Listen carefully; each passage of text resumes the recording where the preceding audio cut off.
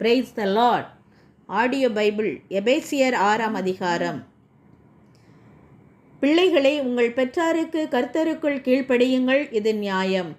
உனக்கு நன்மை உண்டாயிருப்பதற்கும் பூமியிலே உன் வாழ்நாள் நீடித்திருப்பதற்கும் உன் தகப்பனையும் உன் தாயையும் கனம் பண்ணுவாயாக என்பதே வாக்குத்தத்தமுள்ள முதலாம் கற்பனையாயிருக்கிறது. பிதாக்களே, நீங்களும் உங்கள் பிள்ளைகளை கோபப்படுத்தாமல் கர்த்தருக்கேற்ற சிட்சையிலும் போதனையிலும் அவர்களை வளர்ப்பீர்களாக. வேலைக்காரரே, நீங்கள் கிறிஸ்துவுக்கு கீழ்ப்படுகிறது போல சரீரத்தின்படி உங்கள் எஜமான்களாய் இருக்கிறவர்களுக்கும் பயத்தோடும் நடுக்கத்தோடும் கபடற்ற மனதோடும் கீழ்ப்படிந்து மனுஷருக்கு பிரியமாய் இருக்க விரும்புகிறவர்களாக, பார்வைக்கு ஊழியம் செய்யாமல் கிறிஸ்துவின் ஊழியக்காரராக மனப்பூர்வமாய் தேவனுடைய சித்தத்தின்படி செய்யுங்கள். அடிமையானவன் ஆனாலும் சுயாதீனம் உள்ளவன் ஆனாலும் அவனவன் செய்கிற நன்மையின்படியே கர்த்தரிடத்தில் பலனை அடைவான் என்று அறிந்து மனுஷருக்கென்று ஊழியம் செய்யாமல் கர்த்தருக்கென்றே நல் மனதோடே ஊழியம் செய்யுங்கள்.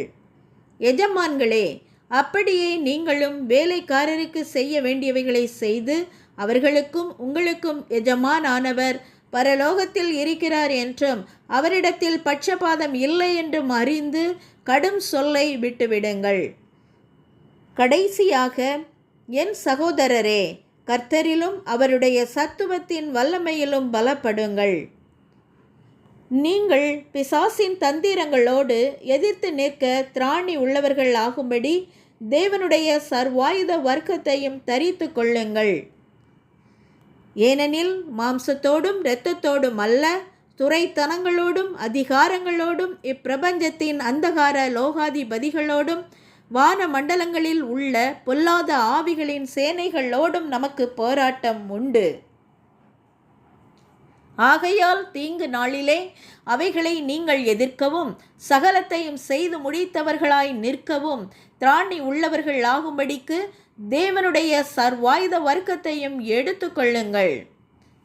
சத்தியம் என்னும் கச்சையை உங்கள் அறையில் கட்டினவர்களாயும் நீதி என்னும் மார்க்கவசத்தை தரித்தவர்களாயும் சமாதானத்தின் சுவிசேஷத்திற்கு உரிய ஆயத்தம் என்னும் பாத ரட்சையை கால்களிலே தொடுத்தவர்களாயும் பொல்லாங்கன் எய்யும் அக்கினி ஆஸ்திரங்களை எல்லாம் அவித்து போடத்தக்கதாய் எல்லாவற்றிற்கும் மேலாக விசுவாசம் என்னும் கேடகத்தை பிடித்து கொண்டவர்களாயும் நில்லுங்கள்.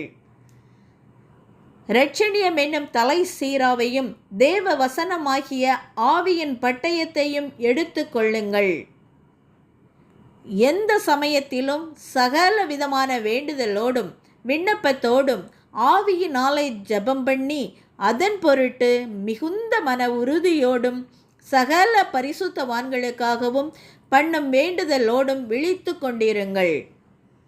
சுவிசேஷத்திற்காக சங்கிலியால் கட்டப்பட்டிருக்கிற ஸ்தானாபதியாகிய நான் அதை பற்றி பேச வேண்டியபடி தைரியமாய் பேசத்தக்கதாக நான் தைரியமாய் என் வாயை திறந்து சுவிசேஷத்தின் இரகசியத்தை அறிவிக்கிறதற்கு வாக்கு எனக்கு கொடுக்கப்படும்படி எனக்காகவும் விண்ணப்பம் பண்ணுங்கள்.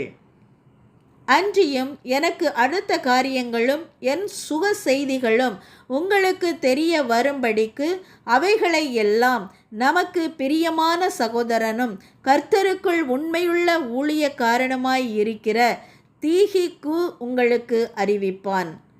நீங்கள் எங்கள் செய்திகளை அறியவும் அவன் உங்கள் இருதயங்களுக்கு ஆறுதல் செய்யவும் அவனை உங்களிடத்தில் அனுப்பினேன்.